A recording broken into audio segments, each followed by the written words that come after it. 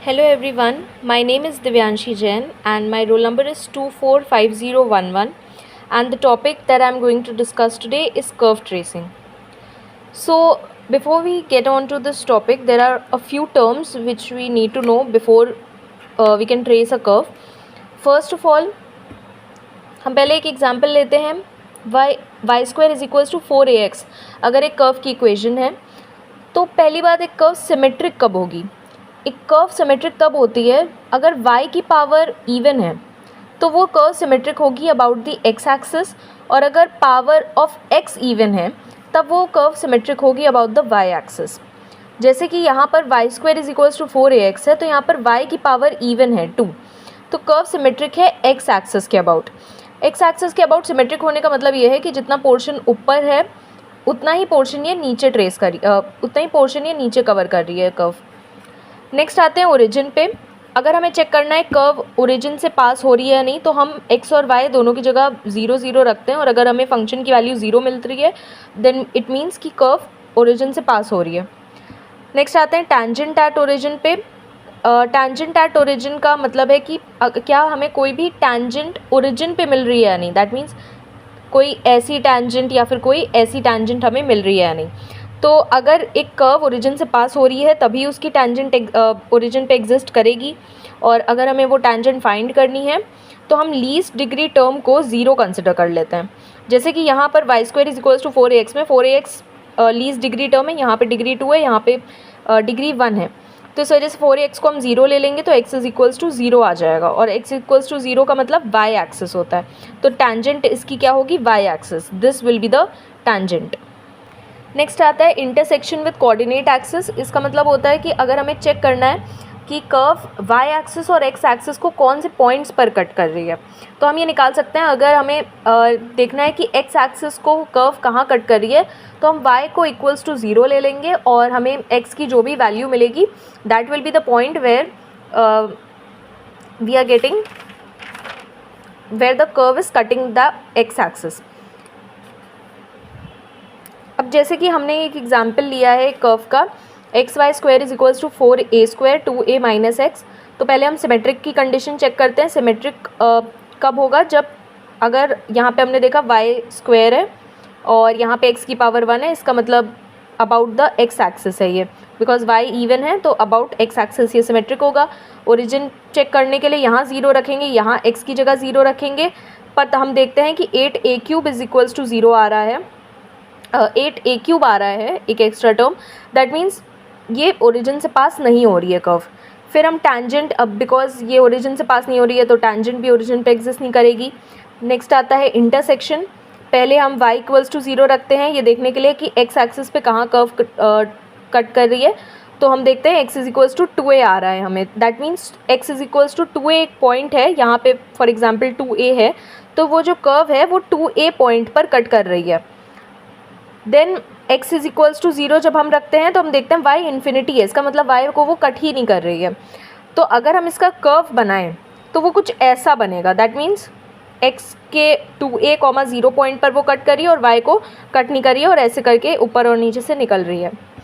Next आते हैं एजेम्प्टोट। एजेम्प्टोट का मतलब होता है कि जो भी इक्वेशन में हाईएस्ट पावर है उसके कोएफिशिएंट को हम इक्वेट करते हैं।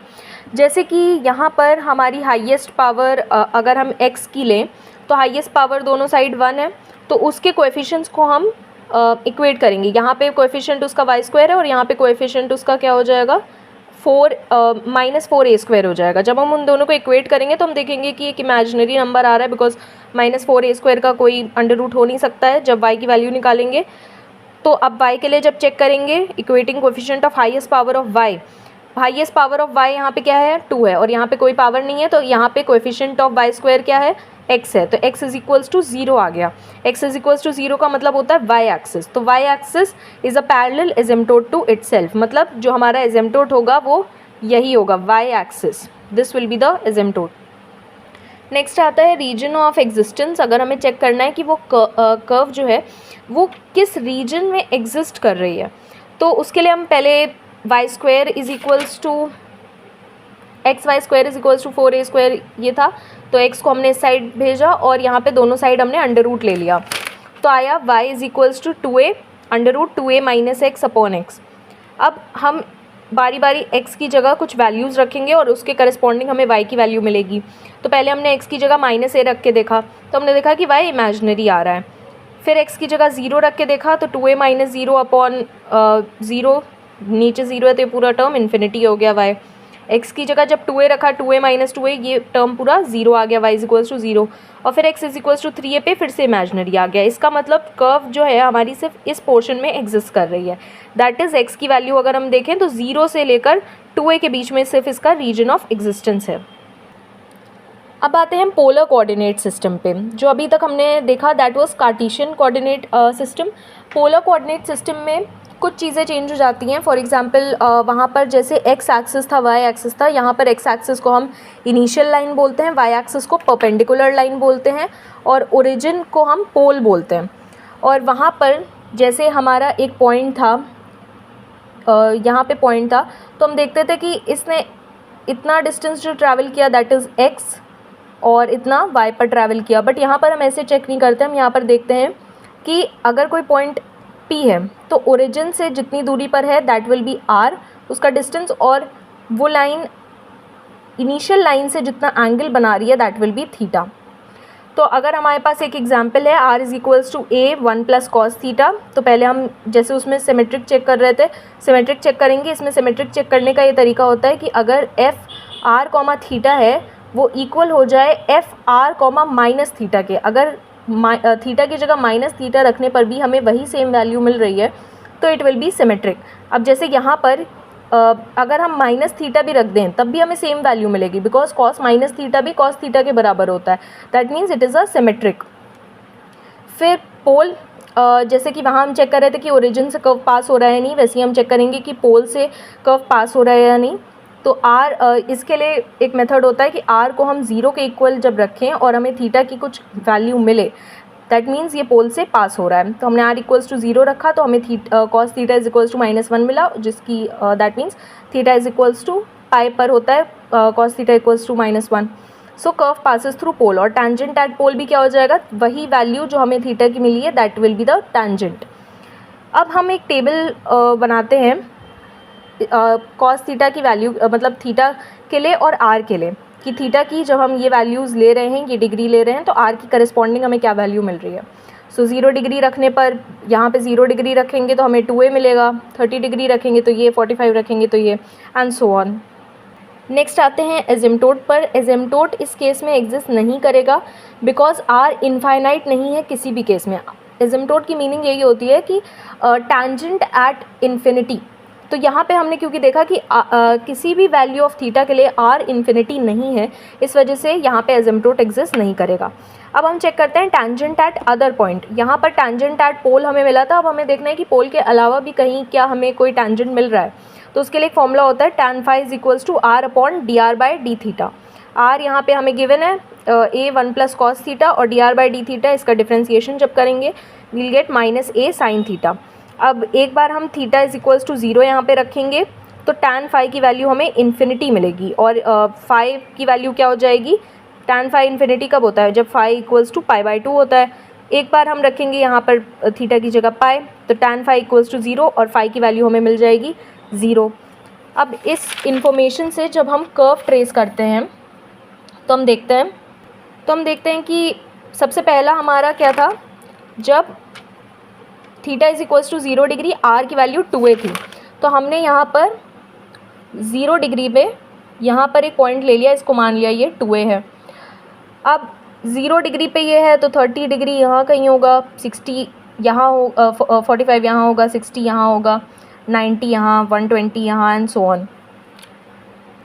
तो अगर हम कर्व ट्रेस करें तो हम इसको और क्लियरली शो कर सकते हैं।